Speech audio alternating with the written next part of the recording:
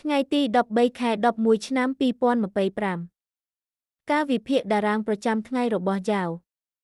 ទីផ្សារដ៏ជូននៅតែមានលក្ខណៈឡើងខ្លាំងទីដើរឡើងកំពុងផ្ដោតលើការបំបែក pivot សំខាន់ទីផ្សារដ៏ជូនបានបើកនៅ 48,289.4 ហើយមកនៅ 48,107.0 ដោយនៅលើមេ30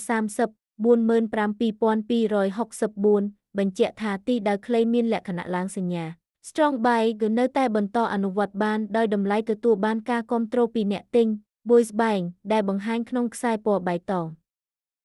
បើទីផ្សារទំនងថានៅលើតម្លៃបើកអបកម្លាំងឡើងអាចនាំឲ្យទីផ្សារឡើងដល់ pivot មួយនៅ 48,878.1 ដែលអាចជាតំបន់សម្រាប់ការទទួលប្រាក់ចំណេញខ្លះបើមានការបំបែកកម្រិតនេះដោយជោគជ័យទីផ្សារអាចបន្តឡើងទៀតក្នុងស្ថាបត្យកម្មឡើងរបស់ Crazy System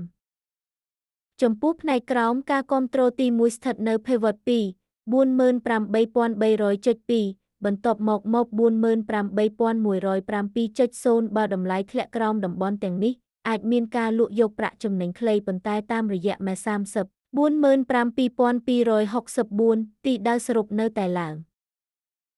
ដោយសារទាំងខ្សែនិង cash បង្ហាញពីកម្លាំងទិញបន្តទីផ្សារដ៏ជូននៅតែមានទីដើរឡើងយ៉ាងច្បាស់ហើយអាចទិញនៅពេលតម្លៃចុះជិតមេ30